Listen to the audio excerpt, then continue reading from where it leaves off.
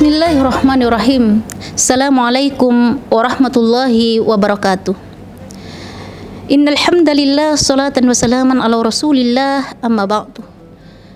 Faqad qala Allah subhanahu wa ta'ala fil Qur'anil Karim wa huwa asdaqul qailin. A'udzu billahi minasy syaithanir rajim. Wa min syarri hasidin idza hasad. Wa qala Rasulullah sallallahu alaihi wasallam, iyyakum wal hasad. Fa innal hasada ya'kulul hasanati kama ta'kulun narul hatab. Shadaqallahul azim wa sadaqa rasuluhun nabiyul karim wa nahnu ala dzalika minasyahidin wasyakirin walhamdulillahi rabbil alamin. Pendengar RRI Bone yang dirahmati Allah Subhanahu wa taala. Marilah tak henti-hentinya kita memuji kebesaran Allah Subhanahu wa taala yang telah memberikan kita nikmat tiada tara. Sekiranya seluruh air laut diubah menjadi tinta, lalu ditulis ayat-ayat Allah, niscaya habis air laut itu, belum habis nikmat Allah untuk dicatat. Walaupun masih ditambah sebanyak air laut itu lagi. Luar biasa ini banyaknya nikmat Allah, maka sewajarnya sepatutnya kita orang beriman ini selalu mengucap syukur dengan berkata Alhamdulillahi Rabbil Alamin.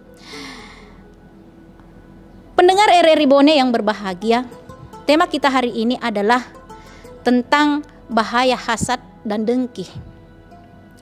Yang paling pertama yang harus diketahui di sini, apa itu hasad dan apa itu dengki?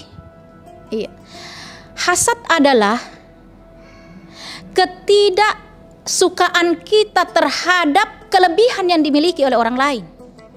Sehingga hasad ini biasa juga disebut dengan iri hati. SMS, senang melihat orang susah, sebaliknya susah melihat orang senang. Itulah hasad. Itulah hasad. Dengki lebih berbahaya lagi dari hasad.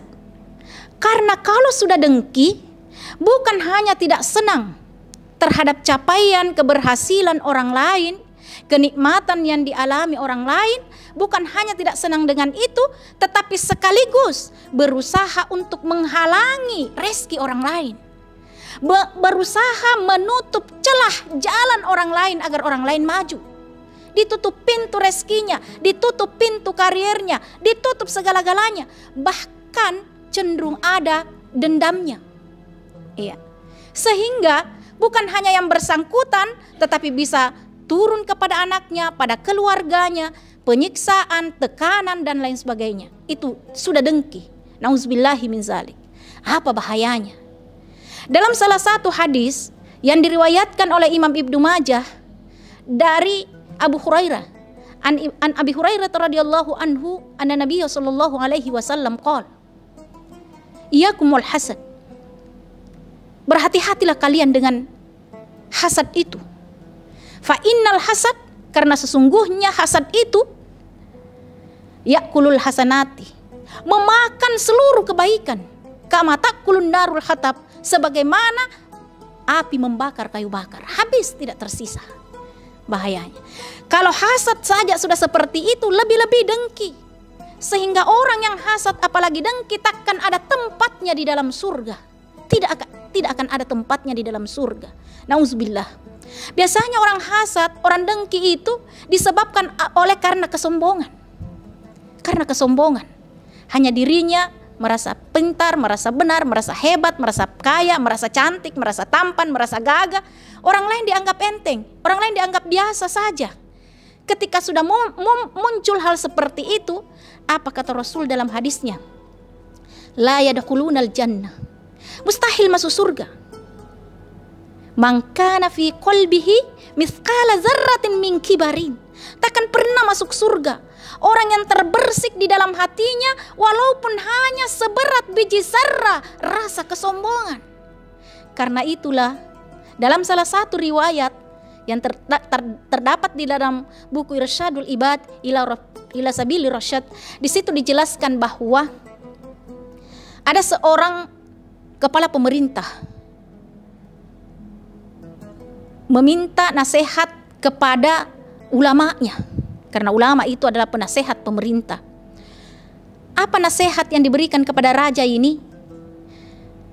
Ulama mengatakan jauhilah kesombongan. Kenapa harus dijauhi kesombongan? Karena kesombongan itu menimbulkan rasa hasad, meremehkan orang lain, dan dosa yang paling pertama dilakukan oleh makhluk kepada sang penciptanya, yakni Allah Subhanahu wa taala, itu adalah kesombongan. Kesombongan iblis ketika disuruh bersujud, Allah suruh iblis bersujud kepada baginda Rasulullah sallallahu alaihi wasallam. Iblis enggan untuk bersujud, tidak mau bersujud. Bahkan malaikat pun bersujud, iblis tidak mau melakukannya karena kesombongannya. Iblis mengatakan bahwa kenapa saya harus bersujud kepadanya? Dia terbentuk dari tanah sedang saya terbentuk dari api. Nah, itu adalah kesombongan. Karena itu tidak boleh terbersik dalam hati sanubari kita, walaupun seberat sarah rasa kesombongan, karena takkan pernah dan takkan mungkin ada tempat kita di dalam surga. Na'udzubillahi min zalik. Nah, ulama ini lagi menyampaikan kepada sang khalifah, sifat apa lagi yang harus dihindari selain rasa sombong? Sifat yang lain yang harus dihindari itu adalah rakus. Rakus. Kenapa kita tidak boleh rakus? Karena dengan rakus ini bisa mengambil hak orang lain.